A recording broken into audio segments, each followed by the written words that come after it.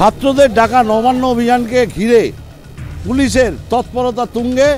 ইতিমধ্যেই হাওড়ার বিভিন্ন জায়গায় পুলিশের পক্ষ থেকে লোহার ব্যারিকেড মেরে দেওয়া হয়েছে। শুধু লোহার ব্যারিকেড যে লাগানো হয়েছে এমনটা নয়, হাওড়া ময়দানে এই মুহূর্তে আমি আছি। হাওড়া ময়দানে জিটি রোডের ওপরে যে ব্যারিকেড করা হয়েছে একটু দেখাবার চেষ্টা করব।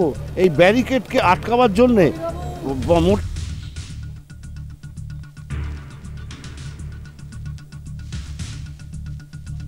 এই লোহার ব্যারিকেড একেবারে ঝেলে দেওয়া হয়েছে, একেবারে ঝালাই করে দেওয়া হয়েছে।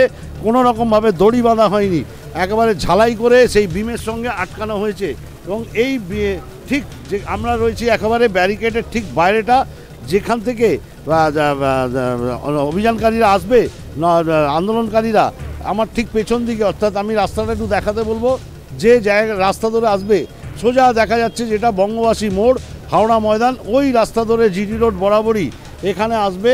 এসে এই ব্যারিকেডের সামনে তারা আটকে যাবে এবং এই ব্যারিকেডের পেছনে রয়েছে প্রচুর পুলিশ বাহিনী, যেখানে কমব্যাট ফোর্স থেকে আরম্ভ করে র্যাব, মহিলা এবং পুরুষ পুলিশ, সেই সঙ্গে উচ্চপদস্থ পুলিশের আধিকারিকরা, পুলিশের উচ্চপদস্থ আধিকারিকরা রয়েছে। এমনকি আরেকটা জিনিস দেখার চেষ্টা করব, দেখো এই যে ব্যারিকেড করা হয়েছে, এই ব্যারিকেড যাতে কোনোভাবে নড়ে না যায়, ব্যারিকেডের তলায় বালির বস্তা দিয়ে ব্যারিকেডকে ব্যালেন্সে রাখা হয়েছে। এবং হাইট যদি বলা হয় তাহলে ম্যাক্সিমাম 7 ফুট হাইট এই ব্যারিকেড করা হয়েছে, লোহার ব্যারিকেড। এখন এই 7 ফুট ব্যারিকেড আদৌ আন্দোলনকারীরা যারা আসবেন, এই আন্দোলনকারীরা এসে টপকাতে পারে কিনা, এটাও একটা পুলিশের কাছে চ্যালেঞ্জের বিষয়। তারা যদি এই ব্যারিকেডের ওপর উঠে যারা ওপাশে যদি নামতে চায়, সেক্ষেত্রে পুলিশের কি ভূমিকা হবে। ইতিমধ্যেই জল কামান এনে রাখা হয়েছে, জল কামান সহ দমকল রয়েছে, পুলিশের প্রিজন ভ্যানও রয়েছে, পুলিশের বাহিনী রয়েছে, সেই সঙ্গে উচ্চপদস্থ আধিকারিকরা রয়েছেন। এবং যেটা আরও পুলিশ সূত্রে জানা যাচ্ছে, বিভিন্ন জায়গায় যেমন হাওড়া ময়দান, যে জিটি রোড এবং সেখানে সাঁতরাগাছি মোড়, বেলেপোল, ফরসর রোড, সমস্ত জায়গায় লোহার ব্যারিকেড করে দেওয়া হয়েছে।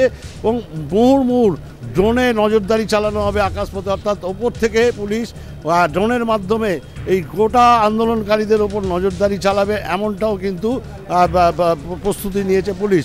এখন দেখার যে আন্দোলনকারীরা আসবে, তারা এইখানে আসার পর কী পরিস্থিতি তৈরি হয়, এবং পুলিশের কি ভূমিকা হয়, ওই আন্দোলনকারীদের নিয়ন্ত্রণ করার জন্য পুলিশ কি ব্যবস্থা নেয়, প্রস্তুতি যাই থাক না কেন সেই মুহূর্তে পুলিশের কি ব্যবস্থা নেওয়া হয়, সেটাই এখন দেখার। এবং পুলিশ কি অ্যাকশন নেয় সেটাই দেখার, পরিণতি কি হয় তার অপেক্ষা সকলকেই থাকতে হবে। হাওড়া থেকে শান্তনুকরণ, নিউজ টাইম।